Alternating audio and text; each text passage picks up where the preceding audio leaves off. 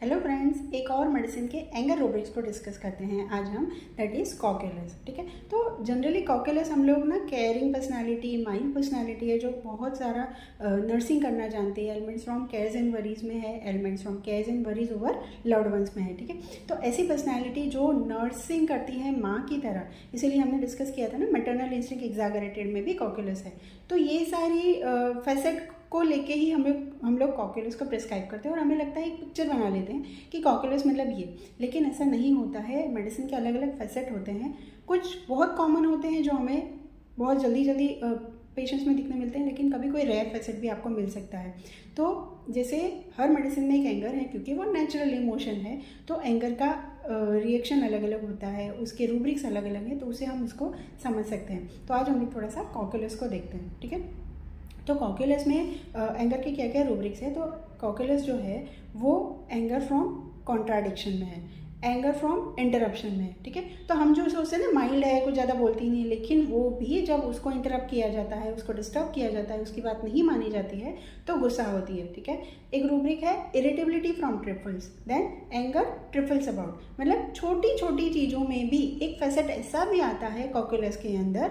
वैसे जनरली वो mild personality है, केयरिंग है, लेकिन एक फैसेट, एक टाइम ऐसा भी आता है कि जब वो इरिटेट होने लगती है छोटी छोटी चीज़ों में। ठीक है, एंगर टेम्पर टेंट्रम्स, तूफान मचा देते हैं, बहुत बोलते हैं ना टेम्पर, बहुत ज़्यादा फैलारा कर देते हैं, गुस्सा करने लगते हैं, संभाले नहीं जाते। ऐसे रूब्रिक में भी, ये फैसेट में भी आपको कॉकुलस मिल सकता है, टेम्पर टेंट्रम्स है। ठीक है, एंगर वायलेंट, बहुत ज़्यादा गुस्सा करते हैं।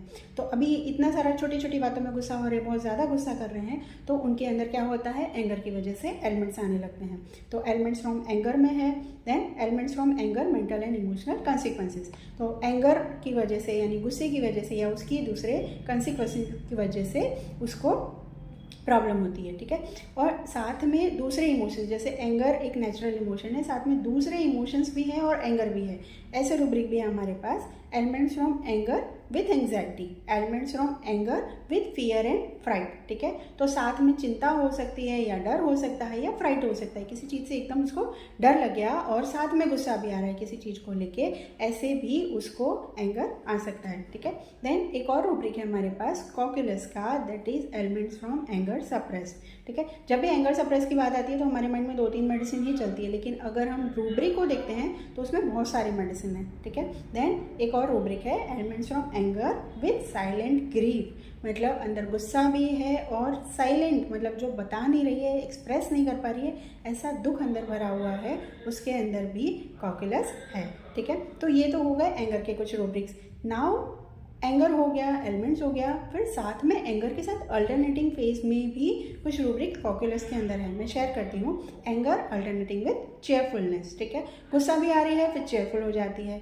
एंगर अल्टरनेटिंग विथ जेस्टिंग, मजाक, जेस्टिंग मतलब मजाक करना, मस्ती करना। ठीक है, मजाक। तो इसके अंदर से 3 मेडिसिन है, कैप्सिकम, कॉकुलस एंड इग्नेशिया। ठीक है, देन एंगर अल्टरनेटिंग विथ वाइवेसिटी, इसमें भी सिर्फ 2 मेडिसिन है, कॉकुलस एंड नेट्रम्यूल।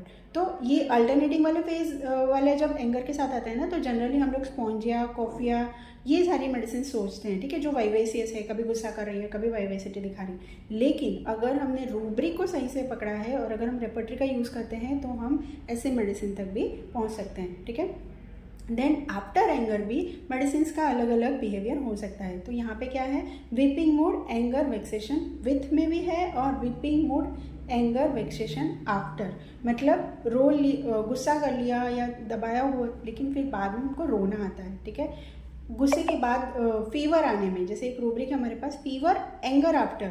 ठीक है, तो हम लोग एंग्री मेडिसिन ही सोचते हैं कि हाँ इसने बहुत गुस्सा किया था, उसके बाद उसको फीवर आया, तो जनरली हम लोग अगर रेपर्टरी नहीं खोलेंगे तो मिस हो जाएगा, लेकिन यहाँ पे भी कॉकुलस है। ठीक है, तो ये तो कुछ एंगर के रूब्रिक्स थे। साथ में एक और रूब्रिक है जो जनरली हम लोग मिस कर जाते हैं, बट बहुत प्यारा रूब्रिक है, काफ़ी केसेस में हमें हेल्प कर सकता है, दैट इज़ डिलीरियम एंग्री।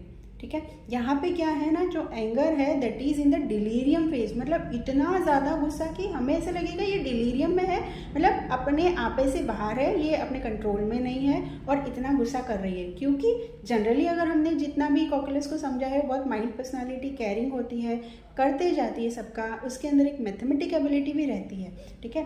तो ये पिक्चर हमें कॉमनली मिलता है, मैथमेटिक एबिलिटी है कि हाँ मुझे करना है, ये मुझसे होगा नहीं होगा, ठीक है। बहुत ज़्यादा करने के बाद एक स्टेट ऐसा भी आता है कि वो चीज़ों को उसको लगता है कि ये चीज़ ऐसी ही रहेगी, तो उसको एक्सेप्ट कर लेती है।